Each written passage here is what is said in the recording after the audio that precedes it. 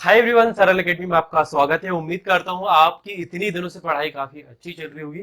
हम थोड़े लेट हो गए क्योंकि काफी सारे काम थे घर पे और हम नहीं पढ़ा पाए, परंतु आज से लेक्चर फिर से कंटिन्यू हो जाएंगे, जहां पर हम बात करेंगे हेलो एरिन के विरचन की।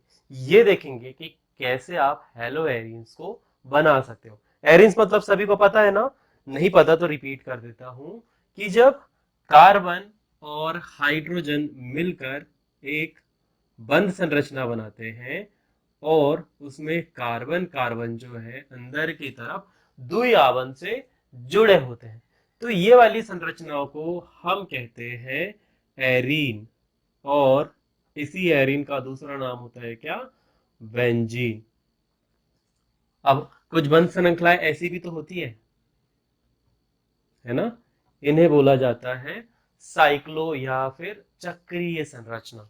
ठीक है, इसका नाम 1 2 3 4 5 6 6 के लिए हेक्सेन, बंध संरचना के लिए साइक्लो, तो साइक्लो हेक्सेन। पर ये हम पढ़ चुके हैं, हमें जो पढ़ना है वो क्या है? वो है हेलोएरीन का विरचन। तो अकॉर्डिंग टू एनसीईआरटी हमारे पास में दो विधियां मेंशन है वहां पर, और हम इन्हीं दो विधियों के बारे में बात करेंगे। ज्यादा हार्ड नहीं बनाएंगे, जितना है उतना ही पढ़ेंगे, क्योंकि एमपी बोर्ड में या बाकी बोर्ड में उतना ही पूछेगा जितना एनसीईआरटी पे दिया हुआ है। तो सबसे पहला पॉइंट जो हमें आज पढ़ना है वो पढ़ना है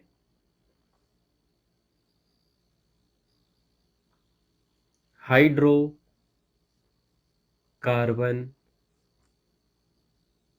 द्वारा इलेक्ट्रॉन रागी। देखो, इतना लंबा मुझे लिखना नहीं था, मैं सिर्फ लिख देता हाइड्रोकार्बन द्वारा, परंतु बड़ी हेडिंग डालूंगा तो आपको आसानी से समझ में आएगा कि हाइड्रोकार्बन से हम बनाएंगे और उसमें जो अभिक्रिया की क्रिया विधि होगी वो इलेक्ट्रॉन रागी प्रतिस्थापन होगी। ठीक है से। अब क्या है इसका मतलब? तो हमें कैसी श्रृंखला का निर्माण करना है? कार्बन और हाइड्रोजन से मिलकर बनी बंध श्रृंखला से एलिल या फिर एरिल हैलाइडो का आप इसे क्या कह सकते हैं? आप इसे एरिल क्लोराइड भी बोल सकते हैं, या फिर आप इसे एरिल ब्रोमाइड भी बोल सकते हैं, या फिर आप इसे एरिल आयोडाइड भी बोल सकते हैं। कैसे? ध्यान से देखो, जब इस संरचना में यहां पर Cl जुड़ जाए तो हो जाएगा एरिल क्लोराइड, है ना? इसे हम क्या बोलते हैं? Aryl chloride. जब इससे यहां पर क्या जुड़ जाए? Br जुड़ जाए। अच्छा, ये यहां पर नहीं, कहीं पर भी जुड़ जाए, वो है नाम आपको क्या दे देना है? जो जुड़ेगा उसका नाम दे दीजिए। जैसे ब्रोमीन जुड़ा तो आप क्या देखेंगे? ब्रोमाइड। किस पर जुड़ा? एरिल संरचना पर, यानी कि एरिन संरचना पर। हमको पता है जब एल्केन समूह हो या एरिल एरिन समूह हो, यदि कोई एक आध हाइड्रोजन परमाणु हट जाता है तो हम ना की जगह ला लगा देते हैं। जैसे कि एल्कील, और यहाँ पर एरिन था, एरिन से क्या हट गया? एक हाइड्रोजन हट गया, और हाइड्रोजन की जगह पर कौन जुड़ गया बेटा? हेलोजन जुड़ गया। तो हम एरिन की जगह अब एरिल शब्द का प्रयोग करेंगे। ये बहुत ही कॉमन है। यदि अब यहाँ पर आयोडीन जुड़ जाए, इस संरचना में ऊपर की तरफ क्या जुड़ जाए? आयोडीन जुड़ जाए, तो हम उसे क्या बोलेंगे? Aryl iodide. ये इसके कुछ नाम है जो आपको याद रखना है या फिर समझ जाना है। अब ये तो हम बहुत पहले ही पढ़ चुके हैं, जब हम चैप्टर स्टार्ट किए थे तो अब हम ये सारी चीजें पढ़ चुके थे। मैं थोड़ा धीरे ही पढ़ाऊंगा, जिस बच्चे को ज्यादा जल्दी है फास्ट फॉरवर्ड करके देख सकते हैं, क्योंकि ऑर्गेनिक केमिस्ट्री एक ऐसा विषय है जो जितने धीरे समझोगे उतना अच्छा है। फास्ट मोड पे जाने की कोशिश करोगे या रटने की कोशिश करोगे तो ये बना देगा तुम्हारे ऑर्गेनिक केमिस्ट्री का पुलाव, और जब पुलाव बनता है तो सारी वेजीज मिल जाती है। इसका मतलब ये है कि सारी रिएक्शन आपस में मिल जाएंगी, कहीं के बंद कहीं तोड़ के जोड़ोगे और इससे हो जाएगी रिएक्शन गलत, और नंबर घटने के पूरे चांस। यदि आपको ज्यादा देखनी है, अधिक जानकारी चाहिए, तो एक वीडियो हमने डाला था एग्जाम के समय में, आप उसे देख सकते हैं। ठीक है, तो स्टार्ट करते हैं सबसे पहली रिएक्शन कि जब ये कैसे होगी। पहले थ्योरी लिखूंगा थोड़ी सी। एरिल क्लोराइड व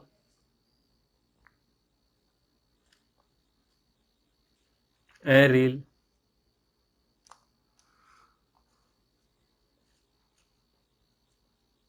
ब्रोमाइड के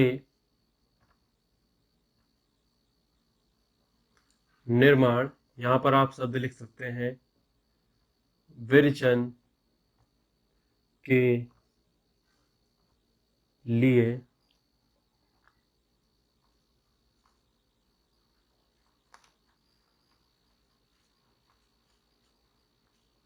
टॉलुइन की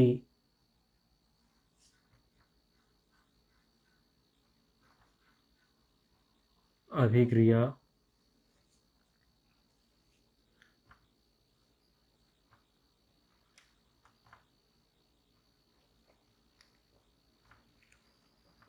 क्लोरीन व ब्रोमीन से लुईस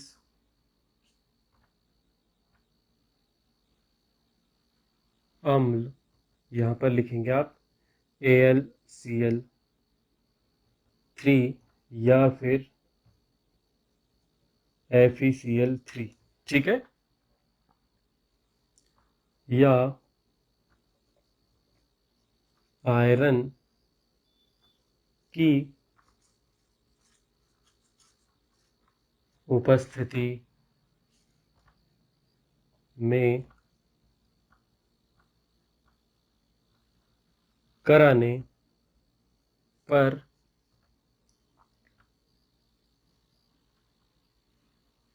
हाँ फिर से देखते हैं, एरिल क्लोराइड व एरिल ब्रोमाइड के निर्माण या विरजन के लिए टॉलुइन की अभिक्रिया क्लोरीन व ब्रोमीन से लुईस अम्ल या आयरन की उपस्थिति में कराई जाती है, ठीक है,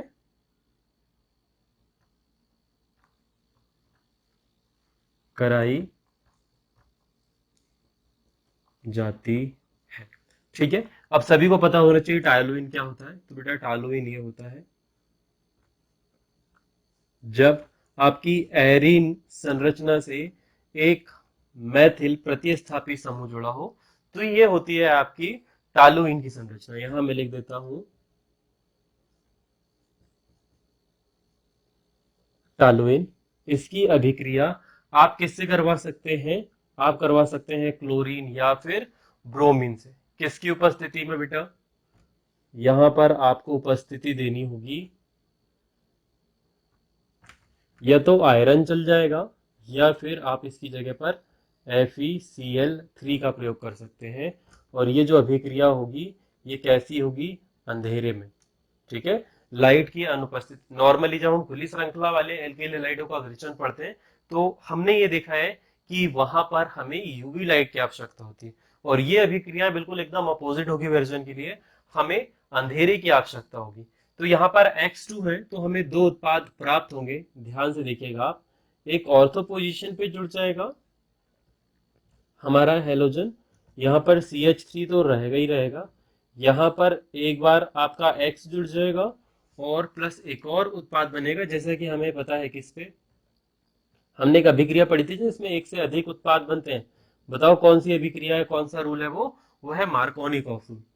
तो यहाँ पर भी कुछ सिमिलर सी स्थिति होगी, और आपको एक आप ये लिख सकते हैं कि ऑर्थो हेलो टॉलुइन, और इसके लिए आप लिखेंगे पैरा हेलो टॉलुइन, है ना। ये मैं बहुत धीरे पढ़ा रहा हूँ, एक्चुअली काफी दिन हो गए हैं हम आए नहीं थे लाइव, तो it's take time to make momentum, और गति पकड़ने में थोड़ा सा टाइम लगता है ना। तो अभी आपको दो उत्पाद प्राप्त होंगे, साथ में आप ये भी लिख सकते हैं कि हाइड्रोजन गैस मुक्त हो सकती है, और यदि इनके अणु बना दो तो HBr HX भी निकल सकता है।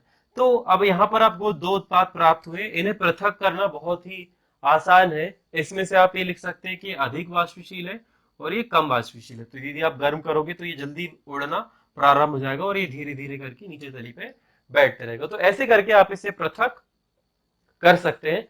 साथ में आप ब्रोमीन का सॉरी आयोडीन का भी प्रयोग कर सकते हैं, मगर आयोडीन को ऑक्सीकृत करने के लिए यदि आप यहाँ पर आपको क्या बनाना है, यहाँ पर आयोडीन जोड़ना है, तो आपको इसकी अभिक्रिया करवानी पड़ेगी HI के साथ में, और इसे ऑक्सीकृत करवाने के लिए हमें जरूरत पड़ेगी किसकी, HNO3।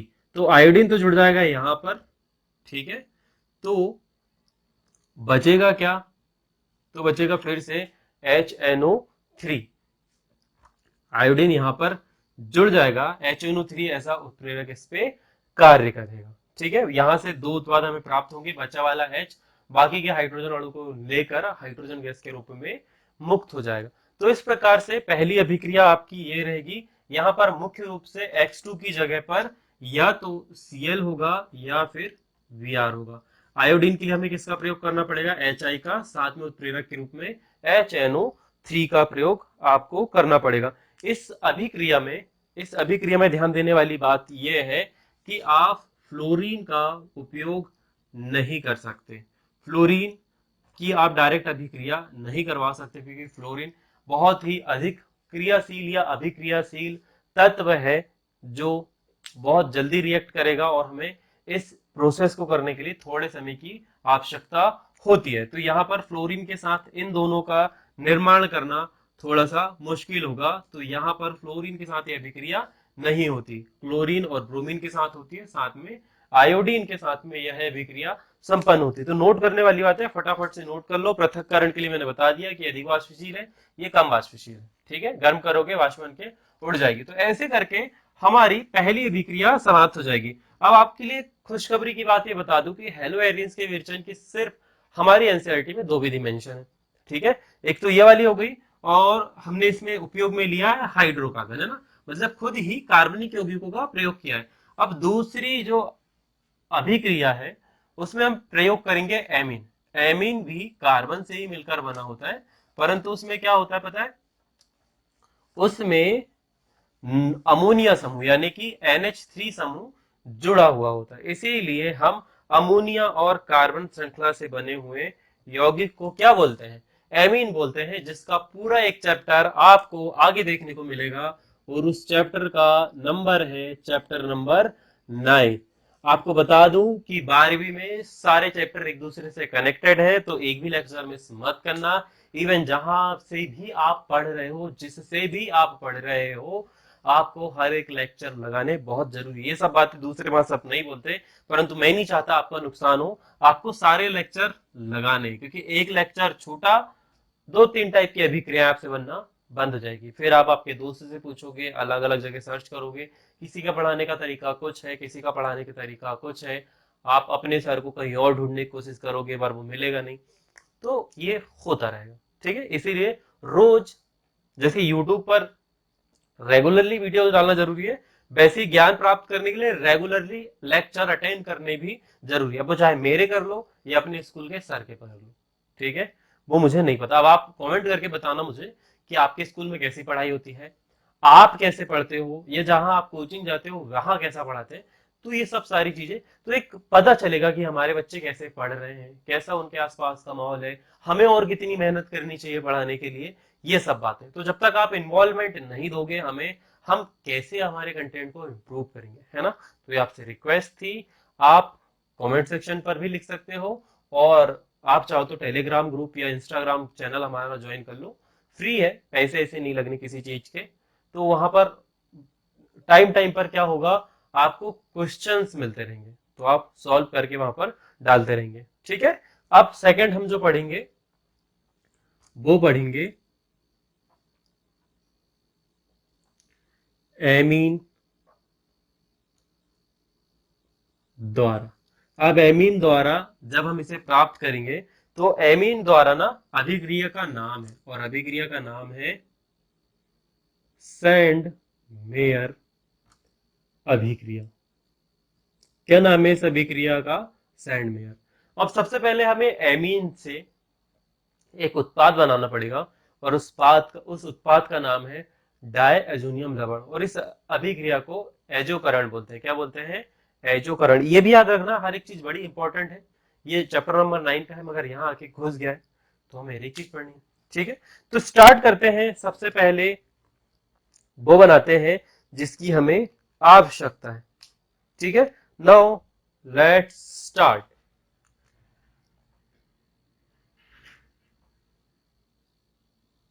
जब ठंडे जलीय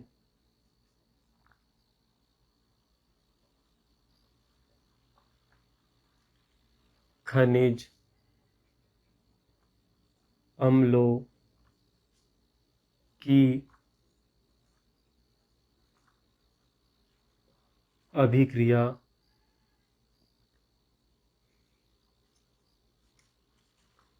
अच्छा, हम एनिलिन गलत लिख रहे हैं। एनिलिन, एनिलिन सब बताऊंगा आखिरी में क्या होता है। आप अभी थ्योरी पर फोकस करेंगे ना। जब ठंडे जलीय खनिज अम्लों की अभिक्रिया एनिलिन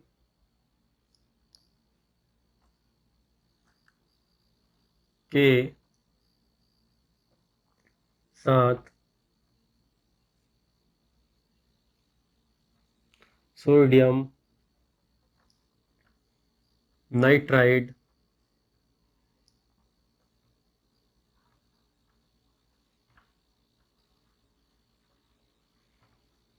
के साथ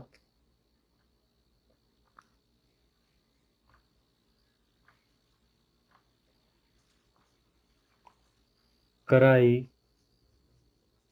जाती है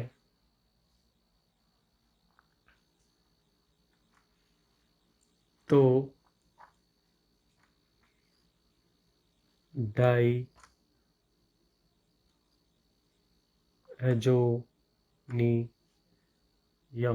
डाई एजोनियम लवण बनते हैं। ये आपकी थ्योरी रहेगी कि जब ठंडी जलीय खनिज अम्लों की अभिक्रिया, या आप ऐसे लिख सकते हैं जब एनिलीन की अभिक्रिया सोडियम नाइट्राइड एवं खनिज अम्लों की उपस्थिति में करवाई जाती है। ठंडे माध्यम होना चाहिए ना, वहां पर आपको फिर ताप भी लिखना पड़ेगा कि ठंडा ताप होना चाहिए ऑलमोस्ट 0.5 डिग्री सेल्सियस नीचे की ओर। बहुत ही कम ताप में यह अभिक्रिया होती है, क्योंकि आप सभी को पता है कि वातावरण बड़ा ही मायने रखता है किसी भी अभिक्रिया को संपन्न होने के लिए। आपके आसपास का वातावरण कैसा है, इसे एजोकरण कहते हैं। ये चाहो तो आप लिख सकते हो, नहीं चाहो तो नहीं लिखो, यहां तक ही लिखोगे आप। ठीक है, यहां तक भी लिख सकते हो, आपकी जानकारी के लिए बता रहे हैं हम। अब ये अभिक्रिया देखते हैं कि what is aniline, what is sodium nitride, what is खनिज अम्ल। ठीक है, एक एक करके धीरे धीरे समझते हैं। तो यहां पर ये आपको मैंने बताया था, एमीन क्या होते हैं, कार्बन और अमोनिया से मिलकर बने हुए यौगिक होते हैं। तो यहाँ पर आपने एमीन तो लिख दिया, मगर इस संरचना में कहीं एमीन आया क्या?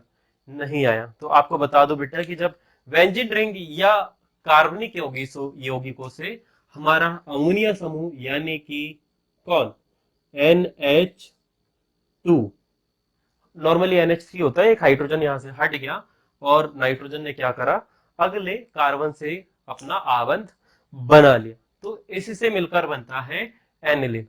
नाइट्रोजन 3 आबंध बनाता है, 2 उसने हाइड्रोजन के साथ बनाया है, एक यहाँ पर कार्बन के साथ बनाया। ठीक है, इसकी अभिक्रिया किसके साथ होती है बेटा? इसकी अभिक्रिया होती है सर सोडियम नाइट्राइड, यानी कि NaNO3, सॉरी NaNO2। अब क्या है, कभी कभी ना बड़ा कंफ्यूजन होता है कि 2 है कि 3 है। आई एडमिट दैट कि सम टाइम्स गलती हो जाती है। तो NaNO2 प्लस खनिज अम्ल के लिए आप लिखेंगे HX, और यहाँ पर वातावरण कैसा रहेगा, बिल्कुल ठंडा। तो इसके लिए आप लिखेंगे 2 से 273 से 278 के का ताप होना चाहिए, ठंडा माहौल होना चाहिए। गर्म माहौल में डायजोनियम लवण नहीं बनता। तो यहां पर क्या होगा बेटा, यहां पर आपका बेंजीन रिंग तो रहेगा, साथ में नाइट्रोजन 3 की जगह बना लेगा 4 आवन, तो यहां पर आ जाएगा N2 और यहां पर आ जाएगा X। अब ध्यान देने वाली बात कि यदि संरचना का हम बड़ा रूप देखें तो यहां नाइट्रोजन है, ठीक। नाइट्रोजन आगे 3 आवन से अगले आवन से जुड़ा हुआ, अगले नाइट्रोजन से जुड़ा है। तो इस वाले नाइट्रोजन ने 1 2 3 4 कितने आवन बना लिए? 4 है सर, नाइट्रोजन तो 3 ही बनाता है, बन कितने गए?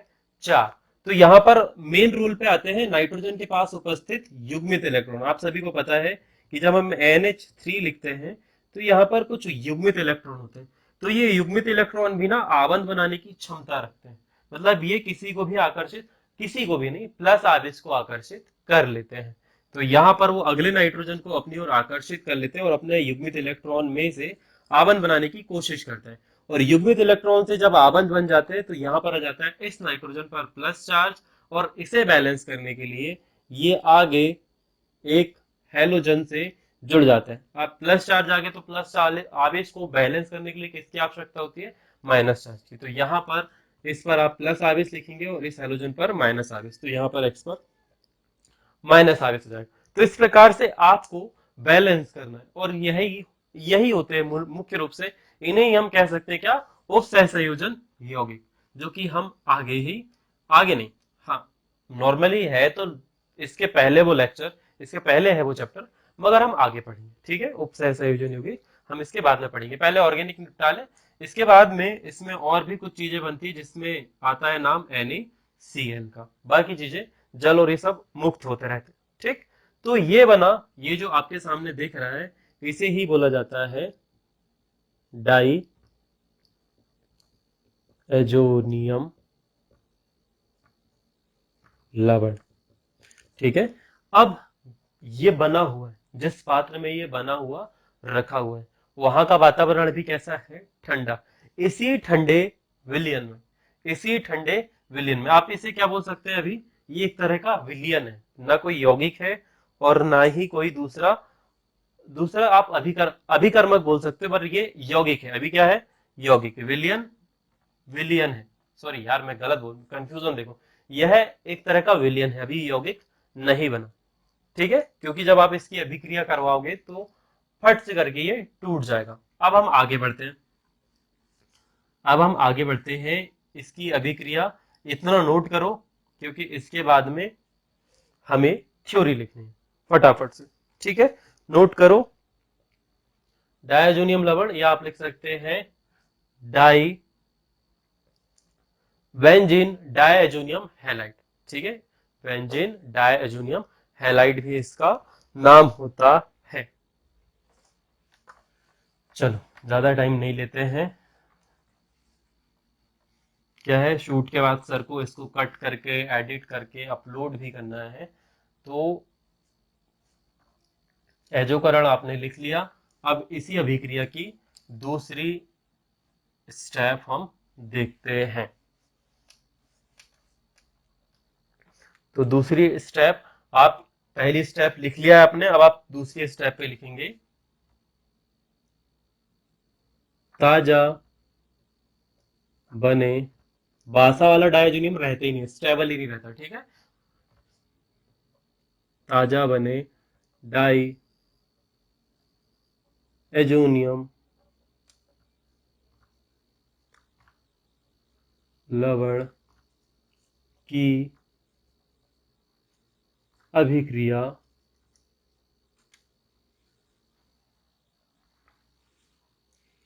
चलो यहां पर लिख देते हैं, क्यूप्रस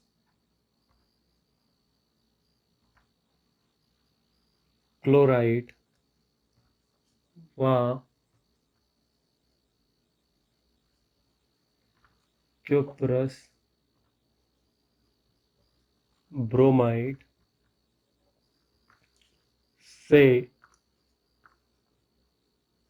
कराने पर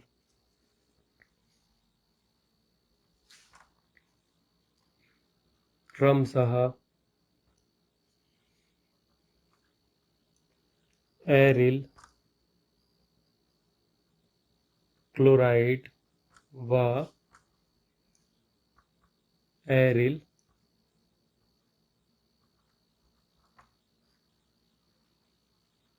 ब्रोमाइड बनते हैं। ठीक है। अब मैं यहाँ पर X का प्रयोग करूंगा। X की जगह पर दो चीजें होंगी, या तो क्लोरीन होगा या ब्रोमीन होगा। आयोडीन या फ्लोरीन की बात हम आगे करेंगे, उसके लिए हमें दूसरे क्रियाधारकों की आवश्यकता होगी, या आप अभिकारक कह सकते हैं, उनकी आवश्यकता होगी। मूल रूप से जब जो ताजा बना डायजोनियम लवण है, यानी कि आपका डायजोनियम लवण बना है जिस पात्र में, आप लेंगे, माहौल ठंडा ही रखेंगे, उसका गर्म नहीं करना है, N2X लेना है। इसकी अभिक्रिया आपको किसके साथ करानी है? इसको अभिक्रिया आपको क्यूप्रस क्लोराइड के साथ में करवाना है। किसके साथ में कराना है बेटा? CO2X2, CO2X2, साथ में थोड़ा सा आप HX भी यानी कि HCl या फिर कुछ भी ले सकते हैं चाहो तो, नहीं हो तो कोई बात नहीं, वो हमारे विलयन के अंदर ही मौजूद रहता है। आप इसकी अभिक्रिया करवाएंगे, और HX और HCl आप ले सकते हैं, लिखना हो तो लिख सकते हो, नहीं भी लिखना हो तो कोई आपका गलत नहीं करेगा। तो यहां पर आपका जुड़ जाएगा X, बाहर हो जाएगा N2 प्लस, क्या बचा है? तो यहां पर बचेगा HX। इस प्रकार से यह अभिक्रिया समाप्त होती है। X की जगह पर क्या आएगा? तुम सभी को पता है X की जगह पर क्या आएगा?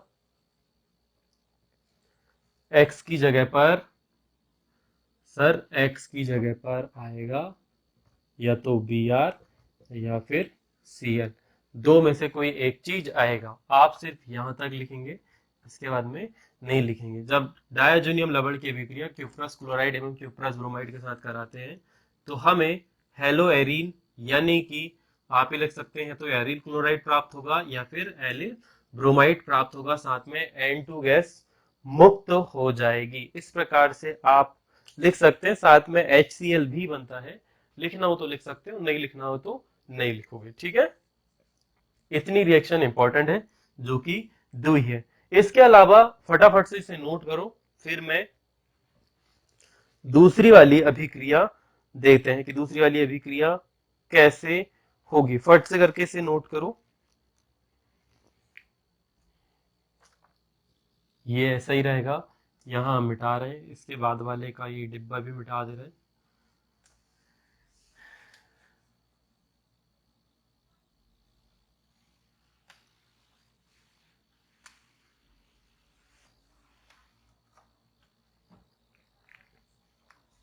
यहाँ पर आपको लिखना है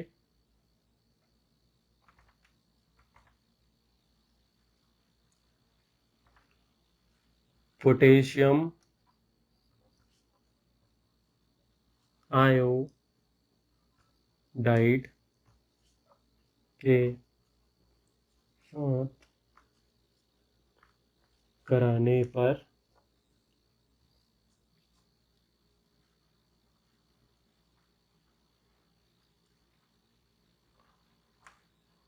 आयोडो वेंजीन या फिर एरिल आयोडाइड बनता है। ठीक है, यहाँ पर आप लिखेंगे Ki, यहाँ पर आपका जुड़ जाएगा Ki, N2 गैस मुक्त हो जाएगी, साथ में बन जाएगा KCl। ठीक है, K जो है इस X को लेके, सॉरी, यहाँ पर आ जाएगा KX। ठीक है, यहाँ पर आएगा X की जगह पर I, तो I जुड़ गया, यहाँ पर बचा K के साथ में X आएगा, KX बचा क्या? N2 गैस मुक्त हो जाएगी। तो इस प्रकार से आप डायजोनियम लवण से तीन प्रकार के एरिल हैलाइड बना सकते हैं। पहला एरिल ब्रोमाइड, दूसरा एरिल क्लोराइड और तीसरा एरिल आयोडाइड। ठीक है, आप एरिल फ्लोराइड भी बना सकते हो, मगर यहाँ पर नहीं दिया वो चैप्टर नंबर 9 में, तो वी विल कवर देयर, हम वहां पर इसे कवर करेंगे, है ना। फ्लोराइड बनाने की भी अभिक्रिया दी हुई है डायजोनियम लवण से, परंतु हमें जो फ्लोरीन वाली जो पार्ट है, जो भी कर्मक है, फ्लोरीन बहुत अधिक रिएक्टिव है, तो पहले उसे स्लो करवाना पड़ेगा। और किसी तेज को यदि स्लो करवाना है तो उसकी अभिक्रिया स्लो वाले तत्वों के साथ में करवा दो जो बहुत धीरे रिएक्ट करते हैं। तो यही सब चीजें हमें सीखनी है आगे। इसके साथ ही आज का लेक्चर शायद हमें यहाँ समाप्त कर देना चाहिए, बहुत ज्यादा लंबा हो गया, ऑलमोस्ट 30 मिनट का, दो रिएक्शन हमने कवर करी है। इसी से बहुत सारे क्वेश्चन बनते हैं ऑब्जेक्टिव टाइप के, आपको ध्यान रखना है, दो माध्यम हमें दिए हुए हैं, पहला टालोविन के द्वारा और दूसरा एनिलिन के द्वारा। बस एनसीईआरटी में दो ही विधि मेंशन है और इन्हीं से प्रश्न बनेंगे आगे। ठीक, तो ध्यान रखिएगा अपना। जल्दी मिलेंगे नेक्स्ट वीडियो में, जहां पर हम कवर करेंगे अनुनाद और बहुत सारी रासायनिक अभिक्रियाएं जो कि हेलोएरिन में होती है। जितनी जल्दी ये विरचन समाप्त हो गया, इससे ज्यादा समय लेगा हेलोएरिन में होने वाली रासायनिक अभिक्रियाएं। तो एक एक लेक्चर बहुत ज्यादा इंपॉर्टेंट है। साथ ही आप लोगों का सहयोग, कमेंट, सब कुछ बना रहना चाहिए। फाइनेंशियली आप कैपेबल हो तो सपोर्ट कर सकते हो, मैडम भी बोलती है, हम भी बोल रहे हैं, जरूरत है हमें इसलिए बार बार बोलते हैं, अदरवाइज कोई आवश्यकता नहीं है हमें बोलने की। ठीक है, क्योंकि यूट्यूब से इनकम अभी चालू नहीं हुई है, आपको ये बात ध्यान में रखनी है। हमारे उतने फॉलोअर्स भी नहीं है और ना ही हमारा वॉच टाइम कंप्लीट हुआ है, तो फटाफट से कंप्लीट करवा दो ताकि हम ये डोनेशन वाला जो सिस्टम है ये बंद कर दें।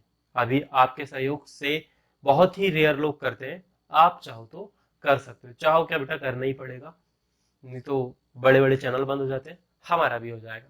ठीक है, ये ना सैंटी टाइप के डायलॉग हो गया है ना, बंद तो नहीं होगा, हम पढ़ाते रहेंगे। और इंस्टाग्राम पर भी फॉलो कर लो, वहां पर काफी अमेजिंग कंटेंट 1 1 मिनट में आपको देखने को मिलता है। ऑब्जेक्टिव टाइप की चीजें भी वहां पर होती हैं। तो बस इसी के साथ में आपसे विदा लेंगे, हम ज्यादा लंबा नहीं खींचते हैं। मुझे नहीं पता आप बोर हो गए होंगे को, तो पर ऐसी बात करने की इच्छा हुई इसलिए कर लिए। ठीक है, तो ये सब आपको करना है। जल्दी मुलाकात होगी अगले वीडियो में, ध्यान रखिएगा अपना। राधे राधे।